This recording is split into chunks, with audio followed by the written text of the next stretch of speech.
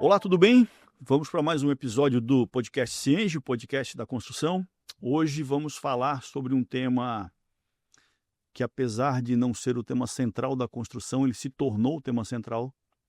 Na verdade, ele se tornou o tema central do país. Provavelmente, algumas das dificuldades que a gente tem sobre avançar em desenvolvimento de infraestrutura, saneamento, elas estão ligadas à nossa legislação ambiental. E aqui, novamente, ninguém é contra a proteção ambiental, a preservação ambiental, mas eu acho que em alguns casos isso vira um excesso.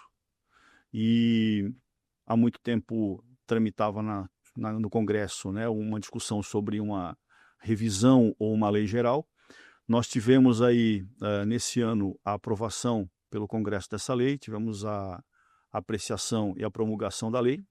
E para falar disso, a gente convidou um especialista, o Marcos Sais. Ele é advogado, associado ao Ibradim, e vou passar a palavra para ele se apresentar. E a gente vai discutir agora, nos próximos minutos, um pouco sobre o que é a Lei Geral de Licenciamento Ambiental, o que ela traz, se ela é benéfica, se ela não é benéfica, que tipo de avanços a gente pode ter olhando sobre essa ótica. Marcos, prazer estar aqui contigo. Obrigado pela presença, pelo teu tempo. Por favor, te apresenta.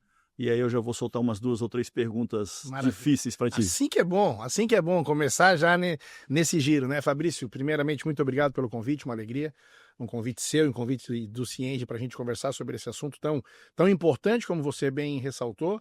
Atuo com isso desde antes de me formar. Então lá se vão mais de 2 décadas tranquilamente atuando nesse assunto e sempre fui um árduo defensor da vinda da lei. Porque a gente precisa de uma regra, a gente precisa de uma norma. E excesso de burocracia não necessariamente, ou quase nunca, se traduz em eficiência e em proteção adequada dos recursos naturais.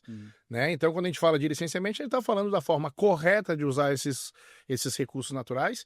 Então, ao longo aí dos últimos quase 15 anos, trabalhei arduamente pela vinda da lei, muito focado no setor da construção, sou consultor jurídico ambiental da Câmara Brasileira da Indústria da Construção, diretor de meio ambiente da ELO, Associação de Empresas de Loteamento e Desenvolvimento Urbano do Brasil, e conseguia ver a dor do setor de efetivamente ser quem faz o desenvolvimento sustentável.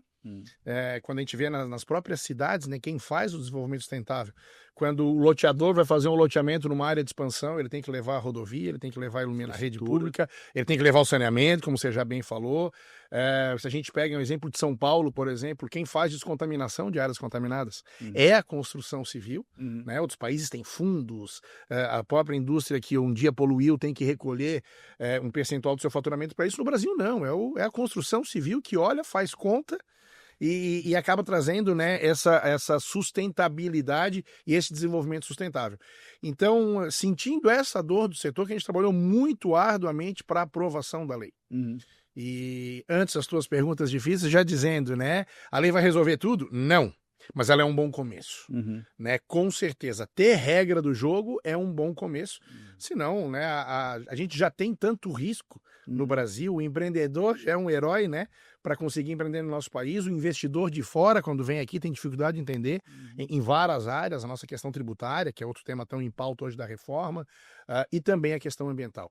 Isso, posso dizer, é sempre uma dificuldade. Então, agora, pelo menos, a gente tem uma regra que, né, vem para uniformizar, simplificar, modernizar e trazer um pouco mais de segurança jurídica. Por isso é muito bom conversar aqui com esse excelente público do Cienge sobre esse assunto. Tá. Marcos, vamos lá. Toda vez que a gente tem uma lei, o legislador, em tese, toda lei tem um espírito, né? Ela tem uma gênese ali que ela quer endereçar um determinado problema e tal. E aí, no caso da Lei Geral de Licenciamento Ambiental, né, qual é o espírito, ou seja, o que o legislador estava tentando resolver? E se a gente viu que foram vetados vários artigos, né? Se os vetos chegaram a descaracterizar a lei, né, o espírito da lei, e qual é o termômetro hoje, sabendo que política é difícil de definir, mas qual é o termômetro para a Câmara apreciar isso, até para a gente saber de que lei que a gente vai falar? Exato. Vamos começar só de trás para frente. Essa lei, como você bem disse, né, ela acabou, o presidente da República analisou, nós vamos falar sobre os vetos, vetou 63 dispositivos da lei, a lei tem mais de 800 dispositivos, artigos, são 60 e poucos artigos, mas mais de 800 dispositivos. E a lei ela tem um período que se chama de vacatio legis, que é do momento em que ela é publicada e que ela passa a valer. E a vacatio legis da Lei Geral do Licenciamento Ambiental é de 180 dias. Então ela vai começar a vigorar no dia 5 de fevereiro de 2026. Esses 180 dias eram e ainda são extremamente importantes para que todos os que orbitam pelo licenciamento ambiental possam se adaptar e se preparar às novas sistemáticas. A gente vai ver que tem várias inovações para isso. Por isso é muito bem-vindo essa vacatio legis de 180 dias. O problema é que a gente já entendeu que vai usar grande parte desses 180 dias para conseguir te dar a resposta da pergunta que você fez. Que lei é essa?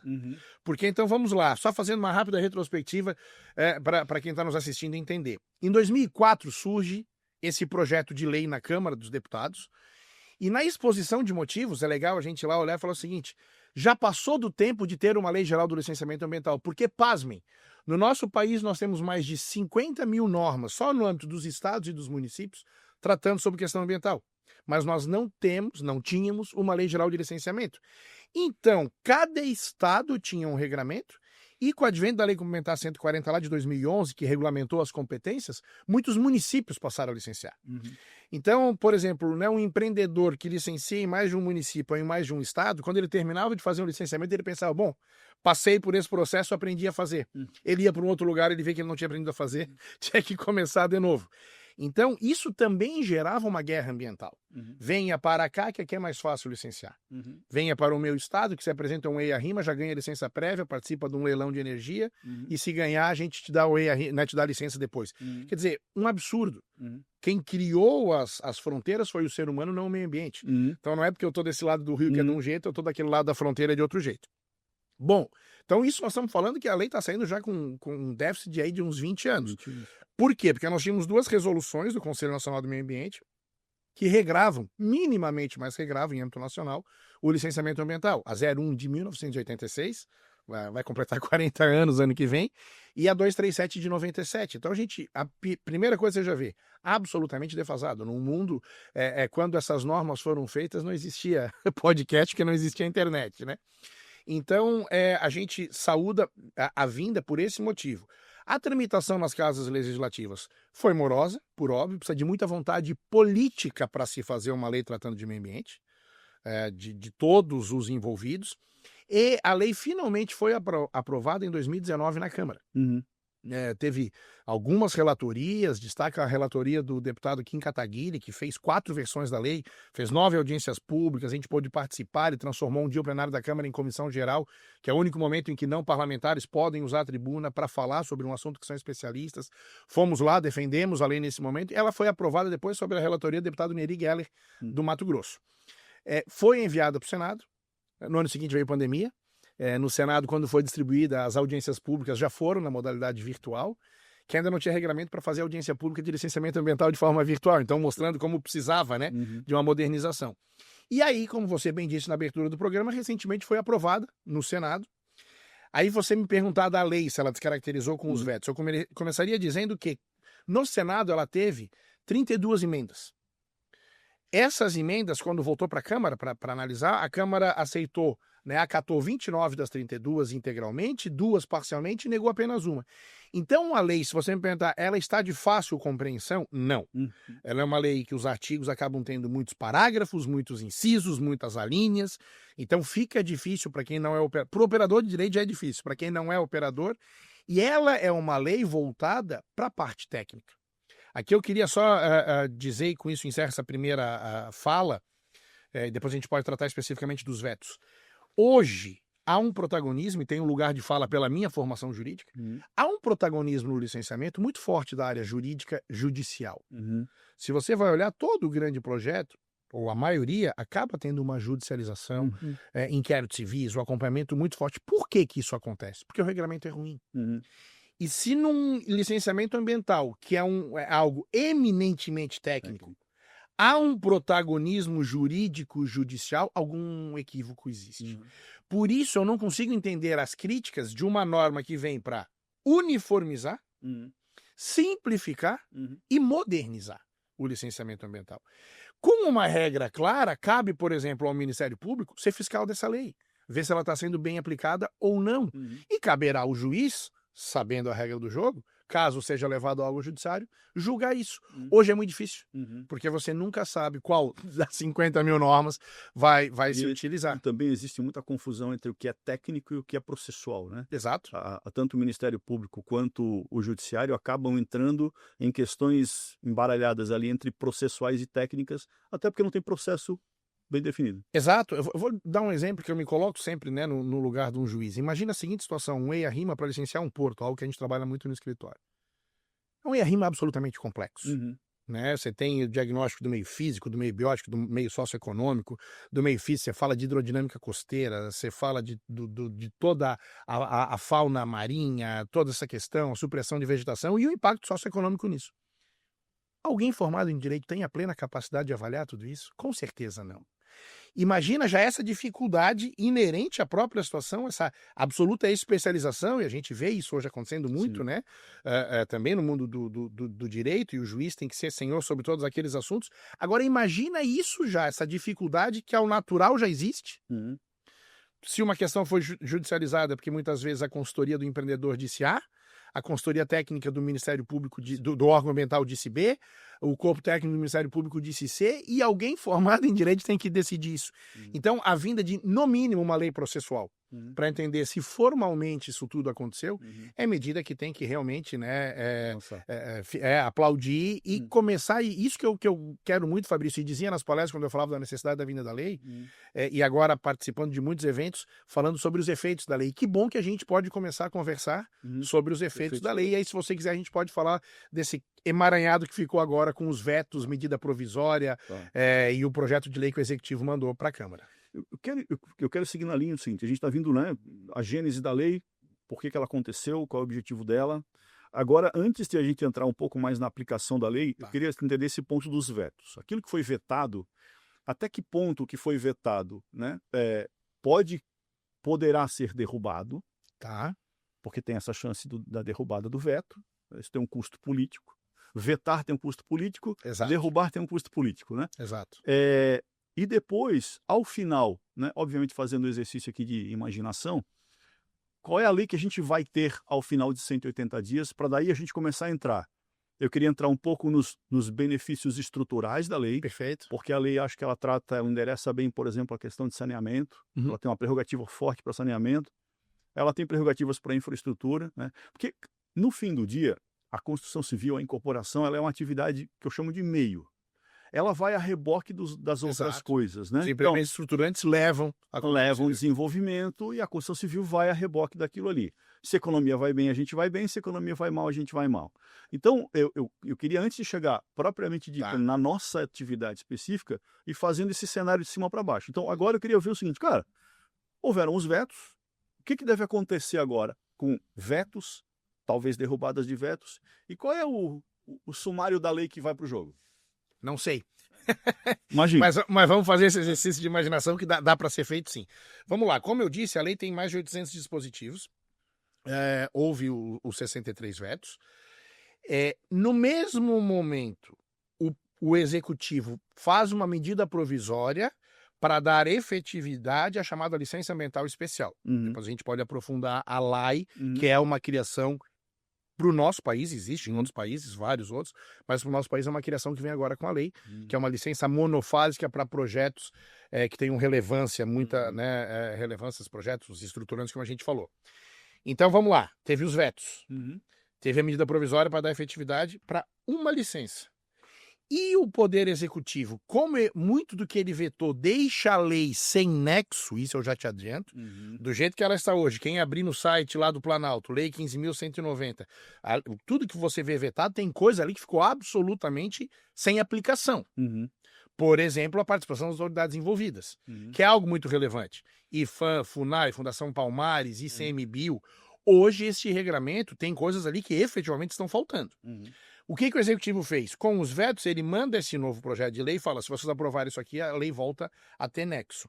Mas nexo ou, né, uma questão lógica na cabeça de quem? do legislativo, que por 2 décadas se debruçou sobre esse assunto, ou do executivo, que em 15 dias disse o que achava que devia vetar, vetou, e quando a gente vê a mensagem de veto, foi publicada recentemente, a gente vê a mensagem dos vetos, essa questão das autoridades envolvidas, realmente uma questão onde, e não sou eu que estou dizendo, foi a própria ministra do Meio Ambiente que disse, isso é uma questão minha. Então, com o devido respeito que o cargo merece, né, não me parece adequado no nosso sistema. Não pode ser uma decisão personalíssima, né? Exatamente. E alguns outros vetos absolutamente sem sentido. Uhum. Bom, então a gente tem alguns cenários. Como você disse, os vetos têm um custo político, o presidente vetou. E qual é o custo político que eu vejo nesse caso, Fabrício? Como eu disse, eu fui mais de 50 vezes a Brasília tratar esse assunto com os parlamentares. E se você olha a votação no Senado, meu caro, foi 54-13. É 4 votos para 1. Sim. É raríssimo. Quase. Você tem um projeto que quase unânime, né? Quase unânime. Entendendo o Senado, é quase unânime. Quase unânime. E um projeto complexo e trata da matéria ambiental, né? Que tem sempre também um peso político para cada parlamentar. Na Câmara, nas 2 votações, uma maioria absolutamente expressiva. Então, assim, se você me pergunta, Sais, você vê hoje clima político para a derrubada dos vetos? Vejo. Vejo e espero que isso seja feito. A lei, ela tem muito mais lógica do jeito que ela saiu. Com a dificuldade de entender que eu falei, pela forma como foram, as emendas e tudo mais, mas ela é uma lei que tem lógica. Então, esse seria, na minha visão, o cenário ideal. Derrubam-se os vetos, volta a valer a lei e depois a gente pode falar sobre o próximo passo que vai ser no Supremo. Hoje, né, quase tudo vai para o Supremo e as questões ambientais sempre vão. Código Florestal, lembrando, a última lei muito relevante ambiental aprovada, que foi o Código, lá em 2012, no dia seguinte tinha 3 ações de controle de constitucionalidade. 90% do Código sendo questionado. Bom, segundo cenário, não há derrubada dos vetos, há aprovação do projeto de lei, trazendo de volta regulamento para basicamente tudo que foi vetado. Um regulamento diferente, eu acho, pior, mas se tem esse regramento. A lei volta a ter uma lógica em si mesmo, né? Terceiro cenário. Esta medida provisória, e aí quem conhece o processo legislativo vai entender muito bem isso no Brasil, essa medida provisória que tem 6 artigos, meu caro, que só regra a licença ambiental especial, ela foi objeto de 832 emendas. Então tem emenda para tudo que você imagina. Inclusive para coisa que talvez nem seja ligada à área ambiental. Mas muito, e coisas da área que não estão na lei. Então, o que assusta é um processo legislativo de mais de 2 décadas, de repente ser, né, muito modificado por uma decisão do Executivo. O Executivo se arvora no papel de fazer um projeto de lei que substitui isso. Agora, se nada disso acontecer, tem emenda para todo gosto, para dar e vender aí. Coisas muito importantes, a gente vai falar das licenças depois, mas licença corretiva, por exemplo. Tem lá o dispositivo que se você se autodenuncia, isso deixa de ser crime. Extingue a punibilidade. Perfeito! O objetivo da lei é que as questões ambientais sejam feitas corretamente. Se alguém está operando indevidamente e quer se regularizar, seja bem-vindo, vamos receber de braços abertos, vamos regularizar. Por que o cidadão hoje tem receio? Porque isso configura crime ambiental. Porra, eu vou ficar quieto aqui. Então, sabe, isso foi muito debatido no Congresso. Por que o Executivo vetou? Com uma visão, enfim, equivocada de quem hoje ocupa a pasta? Então, esse dispositivo, por exemplo, tem 24 emendas na MP para que ele volte. Então, o que eu quero te dizer assim, no exercício de futurologia, que lei vamos efetivamente ter? Eu acredito que nós vamos ter uma lei muito próxima da que foi aprovada. Se a Câmara e o Senado não derrubarem, primeiro se derruba, né, os vetos na Câmara, sendo derrubado vai para o Senado, é o nosso sistema bicameral. Se não houver derrubada de todos os vetos e aprovação de algumas outras questões, eu acredito que a gente vai ter uma lei muito próxima à lei que foi aprovada no Congresso Nacional, nas nossas 2 casas legislativas. E o cenário é positivo nesse sentido, porque a gente vai conseguir dar próximos passos. O que me assusta? O tempo da vacatio legis está passando. Os órgãos ambientais ainda não sabem a tudo que eles vão ter que se adaptar. Os empreendedores, é muito do nosso público aqui, que lei eu vou seguir? Quando vai caber a licença por adesão e compromisso para a construção civil? Quando é o licenciamento simplificado? Em que caso que eu tenho que ter EIA? Então, enquanto a gente não tiver a lei fechada, fica realmente difícil. Eu tenho dado muito curso em company para as empresas de vários setores, portuário, ferroviário, construção civil, loteamento. E hoje, no curso, a gente fala, olha, vamos pegar um exemplo aqui de ampliação de ferrovia ou de estrada em faixa de domínio, que é uma previsão que está na lei. Eu digo, Se o veto for derrubado, a regra é essa. Se o texto da MP substitutivo for aprovado, a regra é essa. Se as duas coisas caírem, tem que esperar qual emenda da medida provisória vai vir. Então, o pessoal... assim, cadastro das empresas de licenciamento ambiental, que é uma coisa que vai ter. Isso é muito legal, tá? Todo o processo vai ser eletrônico, você vai ter muita transparência em todos os processos, os EIA-RIMAs vão ficar disponíveis para consulta, inclusive a academia vai se valer muito disso, muito dinheiro investido em estudos ambientais que hoje ficam em gavetas de órgãos ambientais. Então a academia vai ter isso, criou-se uma nova modalidade de participação da sociedade civil, que é a tomada técnica de informações, quer dizer, você vai à academia e fala, olha, estamos querendo fazer um termo de referência para licenciar a atividade de geração de energia térmica. Colaborem com as pesquisas, com os mestrados, com os doutorados, com os laboratórios das universidades. Então tudo isso são ganhos gigantescos que a gente está ainda esperando ver qual vai ser a regra final, né? a redação final para poder avançar. Mas te diria o seguinte, hoje a gente tem 70% dessa lei consolidada. Vamos ter que esperar alguns pontos que são bastante importantes, mas, por exemplo, uma coisa que é muito importante, cara, para o setor, responsabilidade do ente financiador, da entidade de fomento, do banco, de quem financia. Tem o regulamento, eu acho que os dois são bons. Seja o que foi aprovado na lei, seja o que está no projeto de lei do Executivo. Mas é uma coisa que o setor precisa entender, até para os bancos entenderem, e finalmente ter uma regra, porque hoje o banco tem medo.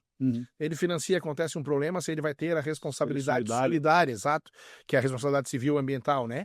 Então a lei traz esses regramentos muito importantes. Repito, meu caro, simplificação, uniformização e modernização, com regra do jogo.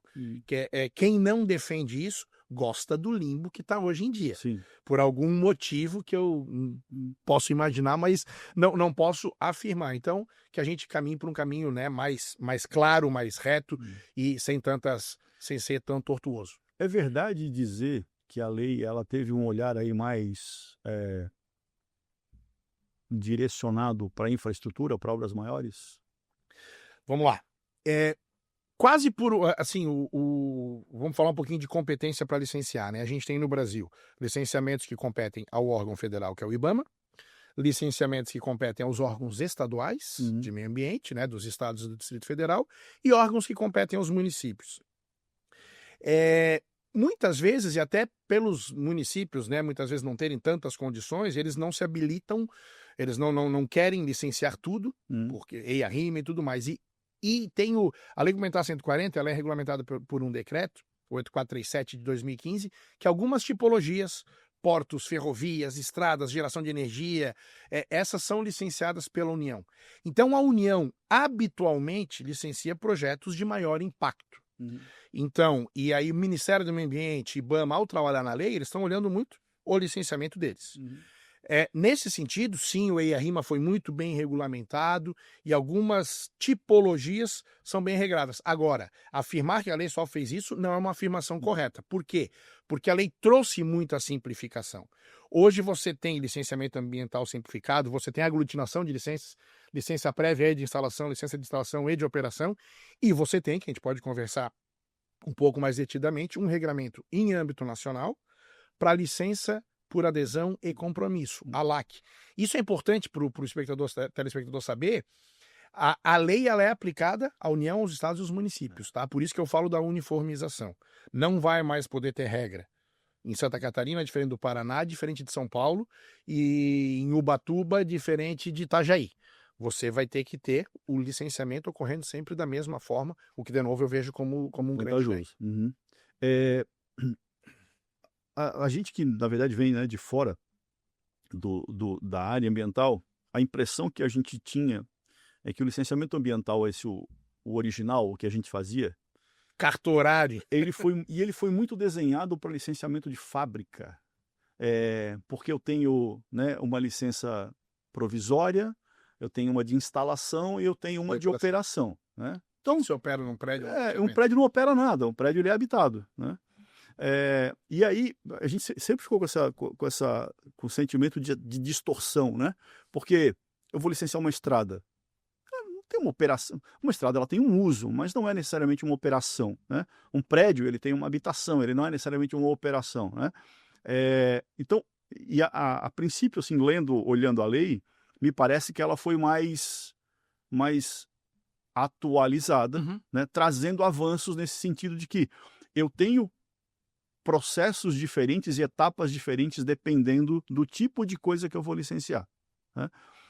Outra coisa que me chamou a atenção foi a prerrogativa, e eu não sei se isso vai permanecer, de que o saneamento tem uma prioridade, ou seja, esse era um ponto que eu queria tocar, porque a gente pega Santa Catarina, por exemplo, né, que a gente não tem 100% de... a gente se autopromulga um ótimo estado, mas em saneamento a gente tem aí um pontinho vermelho que a gente não resolveu. Que existe uma prerrogativa para que o saneamento avance, né? E obviamente isso junto com a nossa lei geral do saneamento, que foi um pouco desfigurada aí no meio do caminho, Sim. mas ela ainda tem validade, né? O saneamento hoje ele é base para que a construção civil ande, né? Fala um pouquinho dessa questão do saneamento, como é que eles endereçaram isso na lei? Vamos lá. Para falar de licenciamento, primeiro eu vou falar desse capítulo da lei, que são as atividades não sujeitas a licenciamento ambiental, tá? Talvez aquilo que foi mais criticado com a vinda da lei. A lei é inconstitucional porque está pegando determinadas atividades e dizendo que elas não são sujeitas a licenciamento ambiental. Isso aconteceu? Aconteceu. Algumas atividades do agro, algumas atividades de infra. Por exemplo, eu já falei de estrada e ferrovia. Quando você tem obras de melhoramento na faixa de domínio, não precisa um novo licenciamento, porque parte da premissa é que isso já está na licença original. Certo que tem uma faixa de domínio que foi definida lá. Então, isso já existia, a gente já tem resoluções do CONAMA que já permitiam essa não sujeição a licenciamento para esse tipo de atividade. Então, também não é novidade. Segunda questão. Toda vez, e isso é verdade, toda vez que estados isentaram determinadas atividades, determinadas tipologias de licenciamento, o Supremo diz que era inconstitucional. O que a gente está passando agora nunca aconteceu. Uma lei geral, porque a competência legislativa no nosso país em matéria ambiental é o que chama de competência concorrente, artigo 24 da Constituição. Competência administrativa é comum no 23, mas a legislativa é concorrente. Então compete à União fazer a norma geral. Como não existia uma norma geral falando de determinadas atividades não sujeitas ao licenciamento, se o Estado fizesse, entenderam pela inconstitucionalidade. Então, não sei qual vai ser o posicionamento do Supremo nisso. Não tenho dúvidas que vai ter ação de controle de constitucionalidade em relação a isso. Mas, especificamente sobre o saneamento, tem uma lógica por trás que me parece absolutamente acertada e que não fica, né, nas ilações de gabinetes de Brasília. Não, deveria ter... Deveria. O mundo deveria ser... Deveria. A própria lei das APPs urbanas, quando veio... todo mundo deveria ter respeitado o afastamento de curso d'água. Sim, meu querido, mas os municípios estão há 200 anos e cresceram perto da água. Agora, ou a gente fica com uma decisão demagógica, ou a gente enfrenta o assunto com tecnicidade, como foi a lei da APP. Fazer um diagnóstico socioambiental e ver onde é que eu posso ocupar, onde eu não posso. Sobre saneamento. E a gente vê isso nos estudos ao longo da lei, especialmente na época do Kim Kataguiri, ele trouxe isso. Projetos de saneamento parados por 5, 6, 8, 10 anos. Florianópolis, o prefeito está comemorando a aprovação da licença ambiental de uma estação de tratamento lá no Pântano do Sul. Eu ouço falar dela há 20 anos. Exato. Então a pergunta que eu faço para todos nós é a seguinte: o que vale mais? Você permitir que uma estação de tratamento seja construída respeitando todos os inúmeros parâmetros técnicos que estão estabelecidos nas normas técnicas, nas resoluções do CONAMA, BNT e tudo mais, até que se ache o marco da universalização, previsto no marco de saneamento, ou você deixar 10 anos parado e aquele esgoto causando todo tipo de problema ambiental e de saúde pública. Então essa é a lógica que está por trás. E aí o que diz a lei? Depois que alcançar a universalização, passa a ter o licenciamento simplificado. E mais, tá? As atividades não sujeitas a licenciamento são sujeitas à fiscalização. Então, se a estação estiver lançando o efluente fora dos parâmetros técnicos, vai ser fiscalizada, vai ser autuada e mais, quem for responsável vai responder. Então, também a lei traz um protagonismo maior aos empreendedores. Lá que é isso. Fabrício, você quer fazer? Quer? Então você pega o engenheiro florestal, o engenheiro ambiental, o biólogo, vocês dois vão assinar e eu vou fiscalizar. Se tiver problema, Vocês vão responder, inclusive criminalmente. Então, é uma simplificação e também colocar protagonismo para quem está empreendendo. Então, me parece assim, sobre o saneamento, se você me pergunta, eu sou um árduo defensor. A gente precisa de saneamento básico. Sim. O Brasil, e você falou, aqui ainda é de Santa Catarina, né? Mas em comparação com a maioria dos estados, a gente ainda está muito bem. Mas você tem que resolver essa situação. Eu sempre conto um exemplo, a gente estava antes de começar aqui a gravação falando sobre efetividade, muitas vezes, de levar questões ambientais ao judiciário, né? A lei da ação civil pública ela é de 85. Em 86, houve uma invasão em São Paulo da represa Billings. Em torno de 300 famílias, vamos calcular em 1.500 pessoas, invadiram a Billings numa situação absolutamente surreal. Faço minhas necessidades aqui, pego água aqui, né? Área de manancial, maior, abastecimento lá de São Paulo. O que o Estado devia ter feito? Que aí eu estou falando de fiscalização e está previsto aqui na lei. Devia ter retirado aquelas pessoas.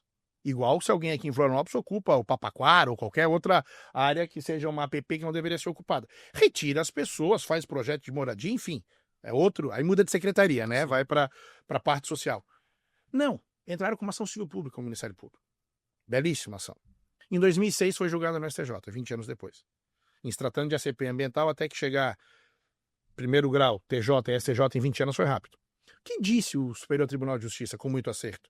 Retire quem invadiu. Sim, só que são mais 300. Não, quando volta, aí o pessoal na Procuradoria-Geral do Estado se olha e fala, o que nós vamos fazer, né? Chamar a Marinha, Exército, Aeronáutica, Capitão Nascimento, BOP. Por quê? Porque calcula-se que as 300 famílias viraram 1,1 milhão de pessoas. 2 vezes a população da ilha de Florianópolis. O que você faz com 1 milhão de pessoas? Nada, no máximo reúbe. Hoje São Paulo tem 4,5 milhões de pessoas, é o último levantamento da Sabesp, da CETESB, 4,5 milhões de pessoas morando em área de manancial. Então, esse é um problema. Aí você fica discutindo o licenciamento, ignorando isso, ou você permite que o saneamento comece a ser efetivamente feito no país? Por isso que eu digo assim, a lei, aonde ela simplificou, tenho críticas à lei? Claro que eu tenho. A redação, mas aonde ela simplificou, em quase todos os momentos ela o fez com muita assertividade e com acerto. E eu acho que o exemplo que você muito bem puxa, meu caro, sobre o saneamento, deixa isso muito claro. E hoje a gente vê, né, uma das dificuldades de fazer a boa expansão urbana, não a expansão urbana errada, né, é a dificuldade em resolver saneamento. Porque o empreendedor faz o saneamento e até do ponto de vista do custo, não vou dizer que ele seja o pior item. O problema é aprovar o saneamento. Então, às vezes, um loteamento que tu consegue aprovar ele em, 2 anos, ele leva 3 ou 4 por questões de saneamento. Então, o principal item, às vezes, e aí a terra vai ficando cara, a obra vai ficando cara, as coisas vão ficando inviáveis. E quem não está morando aqui está gerando efluente em algum outro lugar. Está morando em algum lugar. Né? A gente fala muito aqui em Florianópolis, nosso principal programa de proteção ambiental é 100% de saneamento. Os problemas que a gente teve nos últimos anos ambientais foram decorrentes de problemas de saneamento. Né? Não foi, obviamente a gente tem algum problema de invasão de APP, um corte aqui e ali. Mas não é o problema. Mas não é o problema. Né? E aí eu acho que o Brasil não está preparado para essa discussão que eu chamo de prevalência do social sobre o ambiental. Né? A gente tem lá, nós temos 14% da área brasileira urbanizada. Sim. Né? Nós temos aí 18%, 20% agricultável e mais, 18%, 20% de reservas indígenas. Não tem um problema de terra. Né? E não dá para dizer que avançar um pouco, principalmente no tema saneamento, sobre áreas que eventualmente têm alguma sensibilidade ambiental, seja um problema. Então, assim, eu acho que falta, às vezes, racionalidade para quem olha para o discurso, porque quando você coloca um número na mesa, muito pouca coisa para de pé do ponto de vista de discurso. Eu repito, assim, uma situação demagógica, na minha opinião, ou quase uma corrupção ideológica. Eu te explico. Falei da nossa atividade institucional. Quando teve a discussão, o famoso tema 1010, tema 1010 era o que prevalece? Lei do parcelamento do solo, que determinava 15 metros de afastamento para águas correntes e dormentes, ou Código Florestal 30 a 500. 500 metros. 30 a 500. Dependendo da calha do rio, né? Quando o Código Florestal 65 foi feito, era 5 a 150. 86 teve enchente em Blumenau, um parlamentar da região falaram para ele, não, se você aumentar o afastamento de curso d'água, vai ter menos enchente. Ele falou, pô, que legal. Foi lá e alterou, fez um PL e alteraram o Código Florestal. Você foi dormir com 5, acordou com 30. Foi dormir com 150, acordou com 500. Santa Catarina, tanto que as discussões do tema 1010, os 3 recursos. O tema 1010 é quando você tem uma questão reiterada, às vezes levada ao judiciário, e o Superior Tribunal de Justiça, na sua função precípua de uniformizar a jurisprudência, fala: parem de julgar porque eu não posso ter situações fáticas idênticas com resultados divergentes. Parem de julgar que eu vou pegar casos representativos da controvérsia e decidir. Não à toa, todos os casos representativos eram de Santa Catarina. Então, quer dizer, eram pessoas construindo com licença, que o município aplicava a lei do parcelamento solo, lei federal, igualzinho ao Código Florestal, e outros dizendo que era o Código Florestal. Pois bem, a gente se habilitou como amicus curiae, um amigo da corte, a CEBIC, a Câmara Brasileira da Indústria da Construção, a ELO, que eu já falei, a Associação de Empresas de Loteamento e Desenvolvimento Urbano no Brasil, e o Secov São Paulo. Quando eu conversei com os ministros, eu disse: excelências, levamos estudos. Os municípios cresceram próximos de curso d'água. Decidir hoje que vale o Código Florestal em detrimento da lei do parcelamento do solo, vocês vão colocar na ilegalidade da noite para o dia milhares de pessoas. E é uma decisão que não vai resolver problema ambiental algum. Até porque não há critério técnico para dizer que é 30 ou que é 500. Por que é 30? É que não é 25 ou 32? Né? Um número... É de uma presunção você determinar uma faixa de afastamento de norte a sul, leste a oeste de um país do tamanho do Brasil, dimensões continentais, né? E aí o STJ julgou e por 10-0 disse: é Código Florestal porque a gente tem que cuidar do meio ambiente. Que meio ambiente? Quando você pega o Rio Maracanã dentro do Rio de Janeiro, ele tem função ambiental ou tem função de drenagem, macrodrenagem? Pinheiros e Tietê em São Paulo, o Riozinho Dercílio Luz aqui em Florianópolis. Então você tratar isso como questão ambiental é fechar os olhos para a realidade. Ao passo que quando veio a lei da PP Urbana disse: agora para definir área, não é mais cabeça de legislador. É estudo técnico, diagnóstico socioambiental, levando em consideração área de risco, levando em consideração saneamento, levando em consideração drenagem, macrodrenagem, e aí, a partir de um estudo técnico, vincula a lei, você tem a lei. Então, é isso que eu espero muito, que a gente vive esse novo momento. E é um privilégio poder participar ativamente desse momento, e quem hoje, do mundo jurídico, do mundo técnico, do mundo político, está participando da vinda da lei, está tendo a chance de construir um entendimento dos próximos 5, 10, 20 ou 50 anos. Quando a Constituição fala que o meio ambiente é sadio, né, essencial, sadia qualidade de vida, ele é importante para as presentes e futuras gerações. Se a gente implementar corretamente a vinda dessa lei, a gente está cumprindo o mandamento constitucional de pensar ambientalmente nas presentes e futuras gerações. Senão a gente fica na demagogia e realmente não avança. E não é à toa que é o seguinte, né? A gente, em tese, do ponto de vista legislativo, a gente criou bastante lei nos últimos 40 anos. Muita. E as invasões continuam, os problemas ambientais eles, né, não foram resolvidos. Então, assim, no fim, eu não sei se a lei não é inteligente ou a sociedade não entendeu ainda o que fazer com ela. Vamos entrar um pouquinho agora, cara, indo aqui mais do meio para o final. Eu queria entrar um pouquinho agora naquilo que afeta o nosso setor diretamente. Tá? Então, hoje a gente tem, né? Vamos pegar uma cidade como... Não são tantas no Brasil, mas são algumas, como Florianópolis, em que eu tenho áreas municipais, estaduais e federais. Né? Isso, no Brasil, se repete bastante em áreas municipais e estaduais, conflitos, né? De licenciamento. Eu tenho formas diferentes de licenciar. E um pouco daquilo que a gente já falou, que assim, o regramento do licenciamento para uma obra, uma incorporação, ele segue um pouco essa lógica da licença, né, da provisória, depois da instalação e depois a de funcionamento e operação. O que a lei traz de novidade nisso e aonde que a gente pode colher, eu não vou chamar de benefício, mas onde é que a gente pode colher segurança jurídica e previsibilidade, né, a partir do que a lei trata? Perfeito. Sobre a questão de quem licencia o quê, lembrando, a gente tem a Lei Complementar 140, que regulamentou o parágrafo único do artigo 23 da Constituição. A Lei Geral do Licenciamento Ambiental, ela respeitou, como não poderia deixar de ser, ela é uma lei procedimental, ela respeitou aquelas divisões e regrou um pouco melhor ainda, dizendo como é que os entes federativos, as autoridades licenciadoras, elas precisam falar de cada tipologia e pré-estabelecer todas essas questões. Dizer qual é o tipo de estudo, fazer termos de referências preliminarmente para você. Tudo isso, assim, numa simples... Isso é muito bom para o servidor também. Quanto mais regrado e mais simplificado mais protegido ele está. Mais protegido ele está. né? Porque ele não tem que ter, não é tanta tomada de decisão casuística, que é sempre muito ruim. É ruim para todo mundo. Uhum. É ruim para o empreendedor, é ruim para o servidor público, é ruim para o Ministério Público, é ruim para o Judiciário quando chega lá. Então, houve sim um melhoramento nisso, né? Se aprofundou essa questão. Então, me parece que já tinha diminuído um pouco a divergência com a Lei Complementar 140, vai melhorar com a vinda da Lei Geral do Licenciamento Ambiental. Sobre essa questão do licenciamento, né? Eu vou te falar assim. Acho que o grande avanço, isso a gente defendeu com muito afinco, é a vinda da licença por adesão e compromisso. Vou contar o exemplo, para mim, da melhor situação, melhor questão que consolidou a LAC é Santa Catarina. Uhum. A LAC foi feita no Santa Catarina em 2017, entrou em vigor em 2018. No dia seguinte tinha uma ADI proposta pelo Ministério Público de Santa Catarina. A ADI era em face à Constituição Estadual, então foi julgada no TJ de Santa Catarina. E assim como todas as outras vezes que a LAC foi levada ao Supremo, foi dito que era constitucional. Uhum. Para que serve a LAC? Por uma atividade que seja de absoluto conhecimento do órgão licenciador. Uhum. Então, a primeira atividade em Santa Catarina que foi licenciada por LAC, avicultura. Certo. O Estado, né, maior exportador de aves, exporta para o mundo inteiro num nível de compliance absurdo. Sim. Então, o mercado já coloca um nível de regulação alto. Exato, exporta no mercado árabe, sabe? Até sacrificar os frangos virados para a Meca. Tem todas essas questões que mostram que ninguém vai estar fazendo bobagem.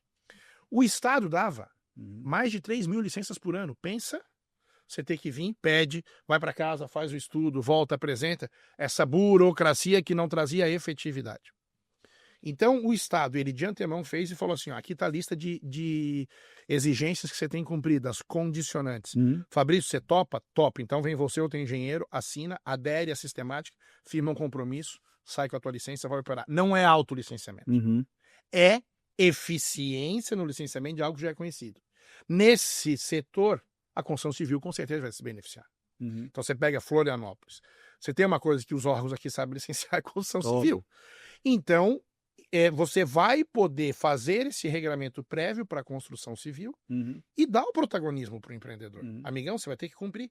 E o técnico, que vai estar... A RT vai voltar a valer, que é uma coisa que perdeu valor, muito. Né? Porque é quase que eu terceirizo... Hoje, quase que eu terceirizo o ART, né? Falei com o CREA. Porra, a RT, meu amigo. Anotação de responsabilidade técnica. Tem que valer. Se aquele técnico se der conta que você não está cumprindo, ele vai renunciar e vai embora. Porque senão, é o que eu disse, vai ter um cadastro das consultorias, pessoas físicas e jurídicas, o nomezinho dele é o CADIM, do licenciamento ambiental. O nome dele vai para lá, que ele fez bobagem, ninguém mais vai contratar o cara. Então, não tem dúvida que a LAC, para o setor da construção, é primordial. Bom, se o órgão entender que não tenha toda essa expertise e não quiser caminhar para a LAC, a gente tem a LAU, licença ambiental única. Acabou LP, LI, LO. Você ganha uma licença ambiental única ou ainda para o setor, caso tenha algo que tenha sido feito equivocadamente ou um parcelamento de solo, de algum problema, a LOC, a licença de operação corretiva, que eu espero, né, eu já te falei, é o parágrafo 5º do artigo 26, que foi vetado, mas espero que ele volte, porque nunca, a própria lei de crimes ambientais, ela não visa prender ninguém que comete crime ambiental. Aquela história, é melhor matar um passarinho que uma pessoa no Brasil, não é, porque quando você é pego em flagrante, você é preso. Mas a lei de crimes ambientais, o objetivo dela não é prender ninguém. O objetivo dela é para você fazer transação penal, suspensão condicional do processo ou acordo de não persecução penal, é fazer a prévia reparação do dano ambiental. Então repare que, seja na esfera administrativa, seja na esfera criminal, seja na esfera civil, o que se busca sempre no ambiental é reparar o dano feito. O que vale mais para a sociedade? Reparar o dano ou ter alguém preso? Reparar o dano. O que vale mais? Poder processar alguém que estava lá ou esse cara se corrigir e pagar uma multa, eventualmente, pelo que ele fez errado. Óbvio que é esse segundo momento, né? Segundo motivo. Então, eu te diria assim, a gente tendo a licença ambiental única, a licença para adesão e compromisso e a licença de operação corretiva, né, elas vão trazer muito benefício para o setor. E esta previsibilidade. Como que eu faço e o que eu preciso entregar. E tu enxerga hoje os estados, que assim, vamos lá, a lei passa a valer, mas o Brasil é o Brasil, né? O Brasil tem peculiaridades. Um quê de diferente aí. Eu sei que vocês militam aí em vários estados e cidades brasileiras. E como é que vocês enxergam hoje a visão, como é que os estados e, eventualmente, os principais municípios olham para a lei hoje? Ou seja, qual é a avidez ou a rejeição que eles vão ter na adoção da lei? Porque, sim, obviamente, a lei, em tese, é para ser cumprida, né? Dia 5 de fevereiro está na rua. Isso. O que tu entende assim? Pô, tem algum estado que já se adiantou? Ou, no geral, tu vê que pô, a lei está sendo bem recebida nos estados e municípios? Qual é a tua percepção sobre isso? Excelente pergunta, e assim, você disse, né, a gente tem uma atuação, tem um escritório aqui em Santa Catarina, no Rio, São Paulo, atua em vários outros estados, mas seria muita pretensão querer falar como todo mundo está vendo, né? Mas assim, a ABEMA, Associação Brasileira das Entidades de Meio Ambiente dos Estados, participou muito ativamente da elaboração da lei. A ANAMA, Associação Nacional dos Municípios, também participou, mas lógico, teve coisa que eles trouxeram que não foi aceita e outras que foram aceitas. Tem muito estado, e aí eu te dizer uma coisa que poderia até ter dito no começo, a lei ela não inova tanto. A lei ela pega as melhores práticas que já acontecem nos estados, no município e na União, no IBAMA, e consolidou. Então, por exemplo, os empreendimentos estratégicos, né, que foi tão falado aqui, lá e tudo mais. Prioridade de tramitação. Isso no Rio de Janeiro. O Rio de Janeiro fez em 2019, 2021, não lembro, o Sistema Estadual de Licenciamento e Controle Ambiental. A gente participou muito ativamente lá também com sugestões. O CELCA, que é muito legal, que ele fala de licenciamento e controle ambiental, que é o pós-licença. Muitas das coisas que estão aqui vieram do CELCA lá em 2019. Sabe, de projetos estratégicos tramitarem com prioridade, de se o teu projeto ele tem um nível de eficiência acima do que a legislação exige, você ter benefícios, maior prazo de validade de licença, ou conseguir ter financiamento especial por causa disso. Então você tem uma série dessas questões que foram consolidadas. Sais, você acha que os 27 estados vão entrar? Não. Claro que a gente tem estados que até, né, o Instituto de Meio Ambiente de Santa Catarina, não com esse nome, mas, né, a Fátima, que agora é IMA, comemorou 50 anos no mês passado. Quer dizer, o terceiro órgão ambiental mais antigo do país, mais antigo que o IBAMA. Lógico que Santa Catarina tem um know-how muito grande, né, tem expertise e vai conseguir. Aqui o processo já é eletrônico há muitos anos. Tem locais que o processo ainda é físico. Então, aqui você já tem sistemas, né, que é um assunto que você tão bem conhece, que vão facilitar isso. Não tenho dúvidas que a gente vai ter dificuldade de implantar tudo. Então, isso que eu estou dizendo de uma uniformização que a lei exige, que mesmo 180 dias não aconteceria em tudo, ela vai demorar um pouco para ter. Quero crer que os estados mais avançados vão ajudar os outros estados. Né, passando esse know-how e essa expertise. Mas assim, uma última questão, e aqui eu falo para os servidores, já fiz aí workshop com alguns órgãos e fiz um na internet que muita gente de órgão ambiental participou. Mudanças assustam. Isso em qualquer setor. No setor processual brasileiro, quando o novo Código de Processo Civil brasileiro passou a vigorar, 2016, muita gente se assustou. Né? Puxa, eu estudei o antigo, quando fiz faculdade, eu me formo e no ano que eu me formo vem o novo Código Civil brasileiro. Então eu tinha tido 4 anos de direito civil, falaram, joga fora e pega um novo. Vambora! São regras, Código Civil são regras de convivência social. Elas têm que ir sendo revistas mesmo. Assim como o licenciamento que nunca teve. Então eu diria assim, pro servidor vai melhorar. Pro órgão ambiental vai melhorar. Então o que a gente precisa é implantar. Acho que vai ter um déficit? Sim. E aí também espero, né, que órgãos de controle não sejam ferozes numa judicialização, mas ajudem a construir a que a política pública dê importância a isso. Órgão ambiental forte é bom para o Estado, é bom para o empreendedor, é bom para o Ministério Público, é bom para o Judiciário. Então que a gente aproveite esse momento de tanto debate sobre a questão ambiental para ver qual é o percentual do orçamento do Estado que vai para a questão ambiental daquele Estado. Onde não tem dinheiro, não tem eficiência. Qual foi o último concurso público feito? Então, é o que eu digo, a lei pela lei não vai resolver, mas eu espero que todo esse debate, todo debate é positivo, né? Eu discordo de muita coisa, concordo com outras, mas o debate sempre é positivo e enriquecedor. Então, que esse debate não vire a página e saia da pauta, né? Que se continue tendo isso. Como vamos implementar isso daqui? Vai precisar de recurso financeiro e recurso humano. Mas então, te diria, vai ter num primeiro momento um déficit, mas que eu espero que com o passar do tempo a gente consiga equilibrar e ter isso que eu repito. A simplificação é importante, mas acima de tudo a uniformização. Cara, te ouvindo falar aí por esse tempo, eu acho que uma coisa que... E esse é um movimento que a gente tem visto em alguns lugares, que são... O Brasil começou tardiamente nas autodeclarações, Muito. né? Tardiamente. A gente vê que isso em alguns países funciona já há bastante tempo e é muito forte, que é, na verdade, o prêmio ao profissional, né? Então a gente vê alguns municípios, né, já licenciando obras por autodeclaração. Florianópolis está ainda no unifamiliar, mas por São Paulo você já tem autodeclaração para obras principalmente de habitação popular, né?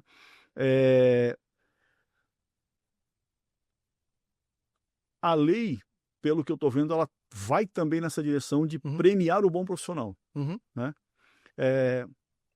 Como é que a gente está servido hoje de profissional na área ambiental no Brasil? Ou seja, eu sei que a gente tem informação, a gente tem engenheiros ambientais, a gente tem... Mas, assim, no geral, qual a disposição que a gente tem em função do ambiente jurídico, né, de que efetivamente empreendedores e técnicos topem, por exemplo, uma licença por adesão? É um assunto... Dava um outro podcast, né?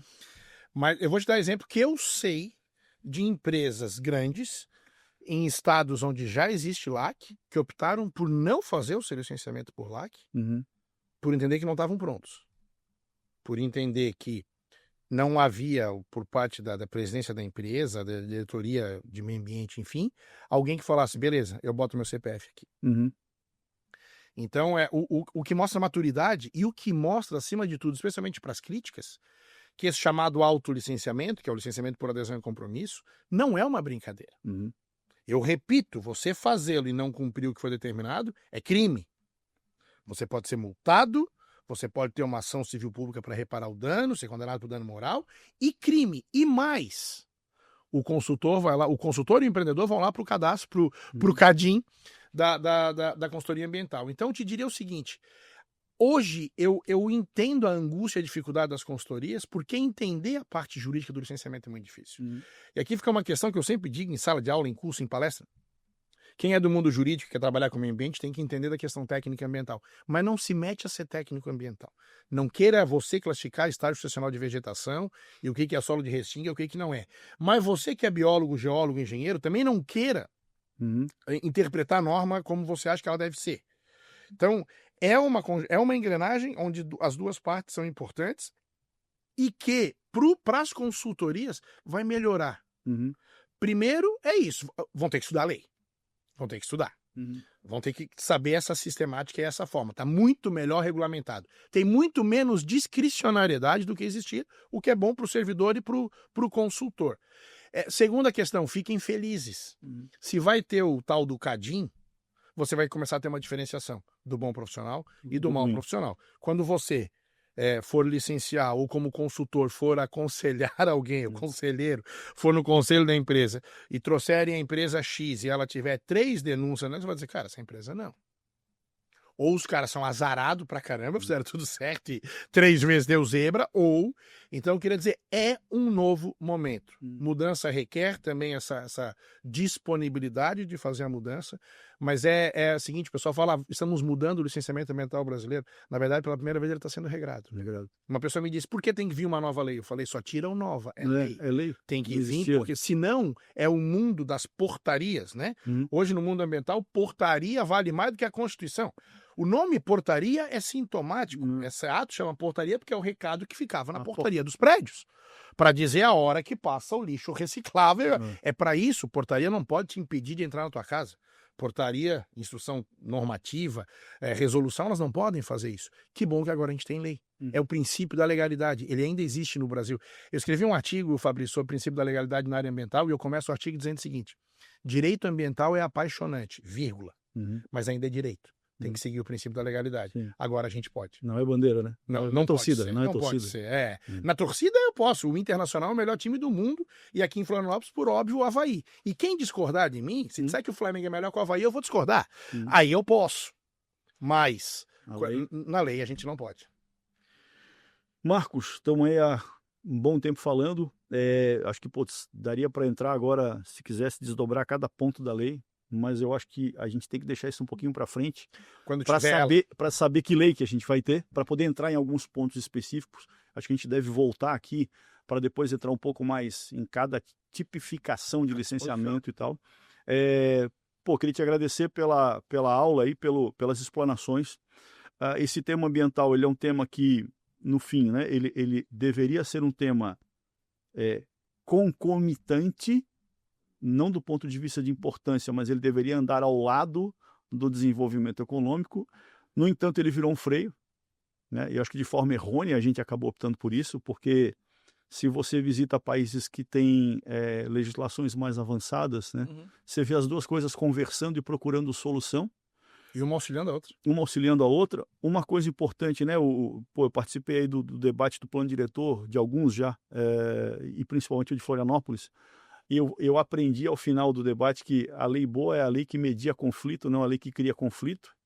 Me parece que essa lei... regra de convivência social. Me parece que essa lei vem um pouco mais na direção de ajudar a mediar o conflito e não de criar conflito, né? Sim. Cara, eu queria que tu deixasse um recado final aí para os nossos ouvintes, os nossos clientes do Cienge, né? O que tu espera que vai acontecer aí nos próximos meses e alguma orientação do ponto de vista assim, cara, em que momento que você começa a prestar atenção nisso, conversa com o teu técnico ou participa do evento tal ou de coisa tal para ir te atualizando, porque em breve isso vai estar na pauta. Perfeito. Fabrício, na linha que você falou, eu gosto muito quando a gente coloca de um lado o artigo 170 da Constituição, que fala, né, do desenvolvimento econômico, ou lá do artigo 1º que fala da livre iniciativa, que é um regime capitalista, do 225, que é o do meio ambiente, a gente entra no conflito. E no conflito sempre se perde. Né? Sempre se perde, ainda que um se sobressaia, sempre se perde. E quando a gente entende com maturidade que não há conflito, aí se soma. E isso não sou eu que estou dizendo, isso vem da década de 70, quando nasce o conceito de sustentabilidade. Sustentabilidade, são 3 eixos. Eu gosto muito da figura do tripé. Câmera que está aqui está em cima de um tripé. Se uma das perninhas dessa câmera, né, que está segurando a câmera, pesar mais ou a menos, ela cai. E aí não filma mais o programa, não tem podcast. E quais são as 3 perninhas, os 3 eixos? O eixo social, o eixo econômico e o eixo ambiental. Então é o que diz, os 3 têm que estar em equilíbrio. O meio ambiente ecologicamente equilibrado, bem de uso comum, essencial, sadia a qualidade de vida das presentes e futuras gerações, ele é muito importante para quem? Para a sociedade que vive aqui, para o social. E eu preciso usar esses recursos com sustentabilidade para ter um retorno econômico. E o licenciamento ambiental é a forma que você pega esses 3 eixos, os 3 perninhas do tripé e faz eles ficarem em equilíbrio. Por isso que a lei é tão importante. Eu tenho que saber procedimentalizar isso para não ter desnível, para não ter diferença entre um desses 3. Então, não há conflito entre eles, assim, e tem um somatório. E eu entendo, se a gente estuda a história, freios e contrapesos, né? Todo excesso é patológico. Então a gente teve, muitas vezes, talvez desenvolvimento demais, perninha do desenvolvimento estava pesando, do econômico, depois, não pode mais nada. Numa ilha, como a gente vive, essa dificuldade, né? Mas as pessoas precisam morar, a gente precisa se locomover. Então eu louvo a vinda da lei, porque, e você bem percebeu, com a tua visão sistêmica, ela busca isso. Ela busca isso e ela está dizendo, gente, nós vamos fazer desenvolvimento sustentável assim. Essa é a regra. Um conselho, né? Vamos precisar estudar a lei. Quem não se preocupa com a questão ambiental na fase de concepção do seu projeto, essa questão vai vir te assustar depois. Então você precisa planejar bem. Eu sei que o empreendedor muitas vezes gosta de pesquisa de mercado, projeto arquitetônico, tecnologias, etc. Mas se você negligenciar a questão ambiental, ela vai voltar para te incomodar. Então leve isso a sério na fase de desenvolvimento. E essa regra nova, ela traz muitas oportunidades.